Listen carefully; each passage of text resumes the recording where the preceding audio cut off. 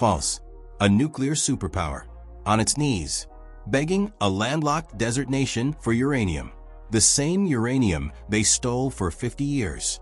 The same country they left in darkness, while powering their entire civilization. But something changed. One political shift, one man, one decision, and suddenly, France's lights are at risk. North Korea saw it first. Traoré made his move, and now the most arrogant nation in African history is knocking on Niger's door, hat in hand. This isn't just Africa's story. This is the moment the whole world order cracked. Stay, we're just getting started.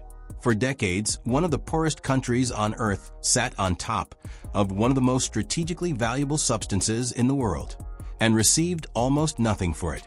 Niger, a landlocked nation in the heart of the Sahel, one of the lowest GDP per capita rankings on the planet. And yet, buried beneath its desert terrain lies uranium, the fuel that powers France's nuclear reactors, lights French cities, and has underpinned French energy independence for over half a century. Here is the number that should stop you cold. France derives roughly 70% of its electricity from nuclear power. And for much of that nuclear era, a significant portion of the uranium feeding those reactors came from Niger, a country where, at the height of this arrangement, the vast majority of the population had no reliable access to electricity at all. The country providing the fuel for French lights lived largely in the dark.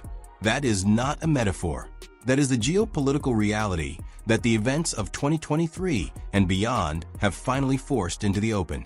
When Niger's military leadership took control of the government in July 2023, the immediate international reaction was predictable. Western capitals issued condemnations. The Economic Community of West African States, ECOWAS, threatened military intervention. France, whose special forces had been stationed in Niger as part of counterterrorism operations, initially refused to recognize the new authorities. Paris attempted to maintain pressure, keep its forces in place without the new government's consent, and signal that Niger could be diplomatically and economically isolated. What happened next is what makes this story worth understanding in full. Niger didn't collapse. It didn't capitulate. And France, the same France that had spent months refusing to acknowledge Niger's new political reality, found itself quietly returning to the table. Not from a position of leverage, from a position of need. This is the story of how a landlocked desert nation with no coastline, no navy, and no seat at the UN Security Council forced one of the world's nuclear powers to reconsider the terms of a relationship that had always been defined by who held the power. And this time, it wasn't Paris. To understand what is happening now, you have to go back to the architecture of the relationship France built with its former African colonies, an architecture that was never designed to produce African prosperity. It was designed to produce French security. When France granted independence to its West African territories in the early 1960s, it did not fully relinquish control.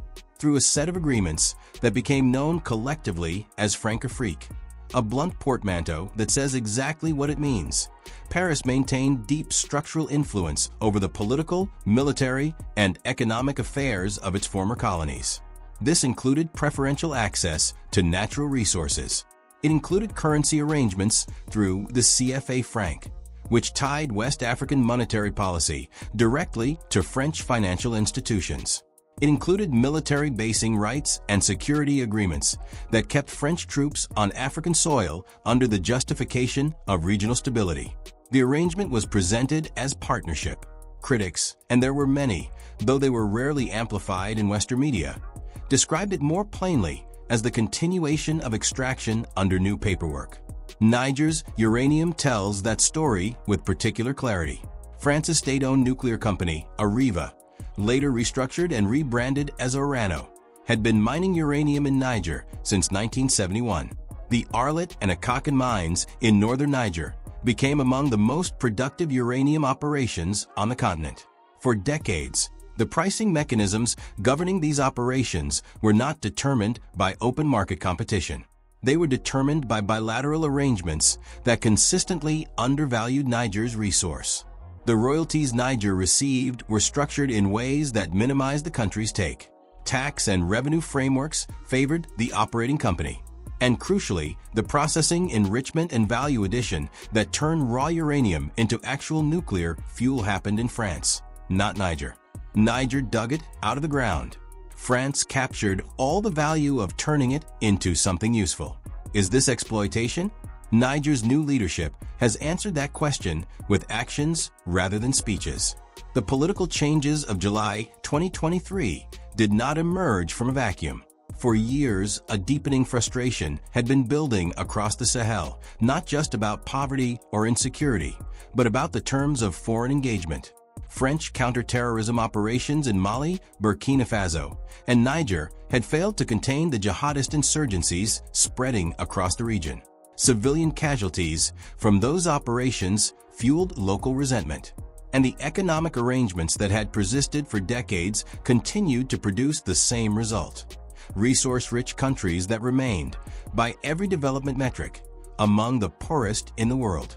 In Mali, the government had already expelled French forces by 2022. Burkina Faso followed.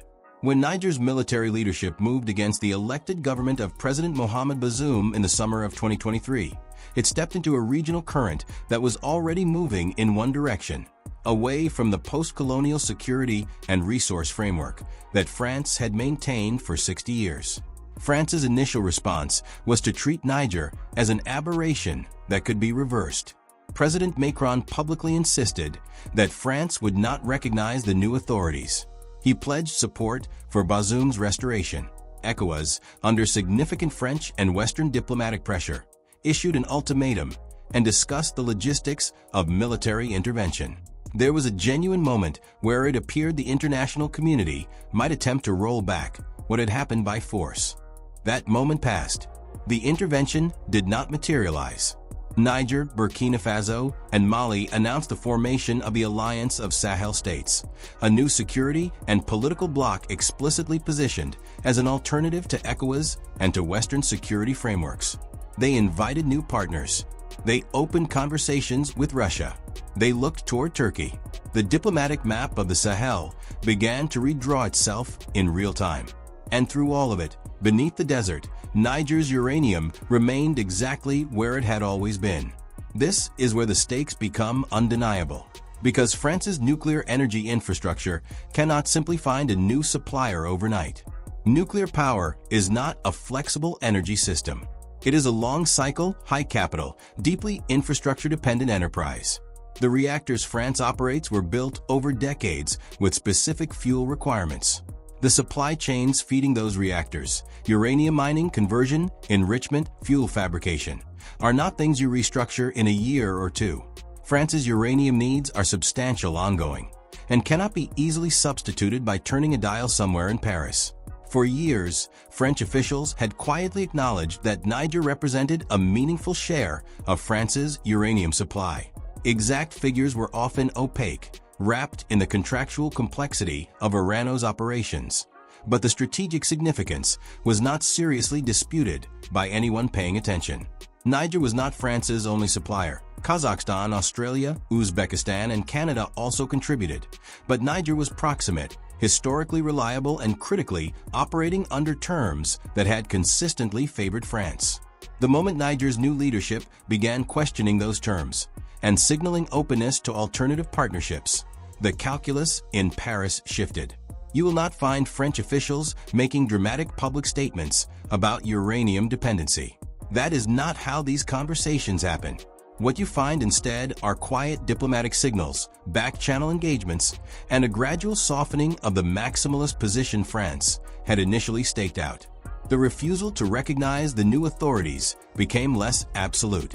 The rhetoric about restoring the previous government became less urgent, and the question of uranium, while never officially placed at the center of the conversation, became the gravitational force organizing everything around it. France was not begging in the literal sense, but it was negotiating from a position it had never expected to occupy.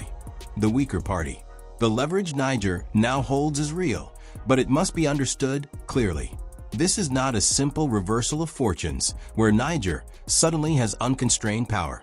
the country still faces enormous challenges: economic fragility, security threats from jihadist groups operating across its territory, the consequences of Western sanctions that were imposed following the 2023 political changes, and the complexity of managing new partnerships that come with their own strategic interests attached. Russia is not a neutral benefactor. Turkey has its own regional ambitions. The countries and companies now expressing interest in Niger's resources are not doing so out of solidarity. They're doing so because Niger's uranium is genuinely valuable, and the terms being offered by the new Nigerian leadership are more transparent than they once were about the mutual benefit expected in return. What has changed is not that Niger has found a utopian alternative. What has changed is that Niger now has alternatives, full stop. And the existence of alternatives, even imperfect ones, fundamentally transforms a negotiation. When Orano's operations in Niger were effectively suspended in 2024, the company lost its mining licenses under the new government's policies. The signal was unambiguous. Niger was not simply complaining about historical terms. It was prepared to act on its grievances, accept the short-term costs, and restructure the relationship from the ground up or not at all. Consider what that actually means. An African government facing Western diplomatic pressure, sanctions, and the withdrawal of security partnerships chose to suspend the operations of a French nuclear company rather than maintain an arrangement it considered exploitative. The country absorbed the economic pain. It held the position, and it waited to see who would move first. France moved. The broader context here extends far beyond Niger and France. What is unfolding in the Sahel is part of a larger, continent-wide reassessment of the terms on which African nations engage with external powers and with the resources that sit beneath African soil. Africa holds an extraordinary share of the world's critical mineral wealth. Cobalt in the Democratic Republic of Congo, gold across West Africa, lithium in Zimbabwe and the DRC, rare earth elements distributed across the continent, and uranium in Niger, Namibia, and elsewhere that the global nuclear industry depends on. As the energy transition accelerates and demand for these resources increases, the strategic value of African resource endowments is not decreasing. It is increasing rapidly. For generations, the standard model was this: African countries provided the raw material, foreign companies provided the capital and technical expertise, and value addition happened offshore. The producing country received royalties and taxes that were often minimized through favorable treaty arrangements, transfer pricing, and the structural complexity of multinational corporate operations. The producing country rarely captured the full economic value of what came out of its ground. That model is under pressure across the continent now, not just in Niger. Zimbabwe has restricted raw lithium exports, insisting on domestic processing. Namibia has moved in similar directions on critical minerals. The DRC has repeatedly attempted, with mixed success, to renegotiate terms with mining companies. Ghana, Tanzania, Senegal, across the continent, governments are asking the same question Niger is now forcing France to confront. Why does the country with the resource end up with the least of what the resource produces?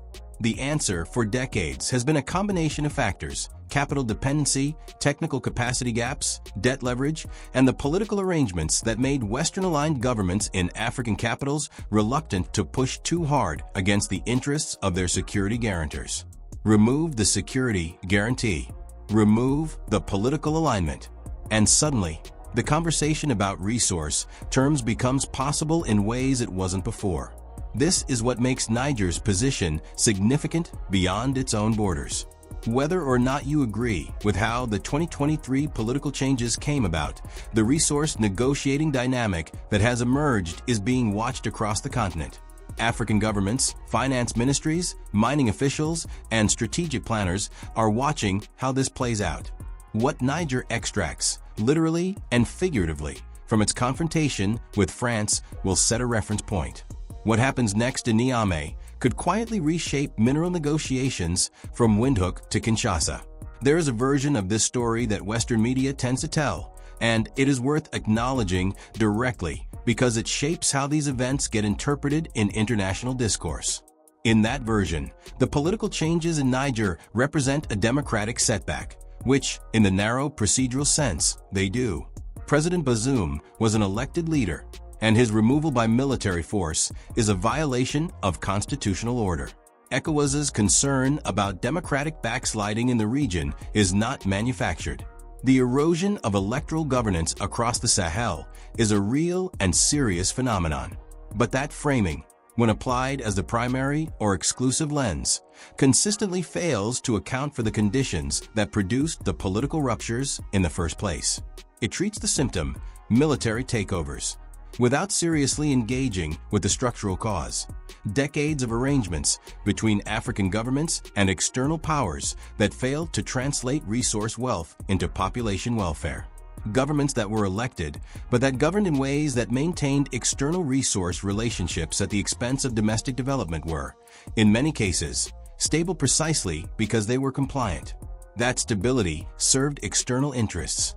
When it collapsed, the external powers most invested in the old arrangement were the least equipped to honestly analyze why. France finds itself in this position now. The military presence it maintained in Niger was justified as counter-terrorism partnership. The resource relationships it maintained were framed as economic cooperation. From Paris's perspective, France was a stabilizing force and a development partner. From a growing number of Nigerians' perspective, and this matters, regardless of how one evaluates the current government, France was a presence that extracted and a partner that underwrote a political status quo that served French interests first.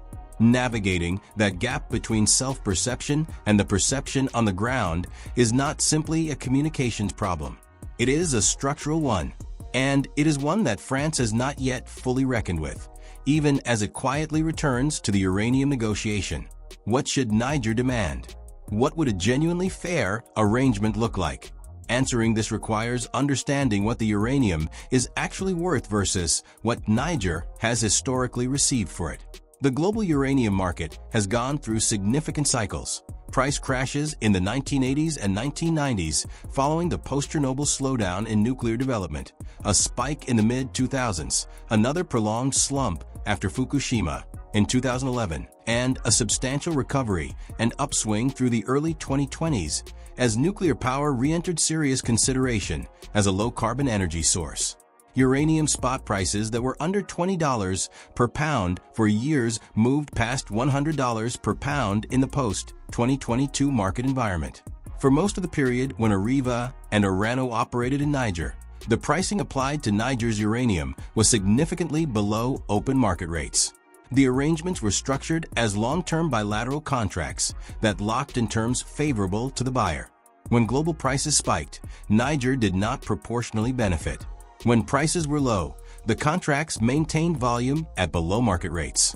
The asymmetry was consistent and persistent.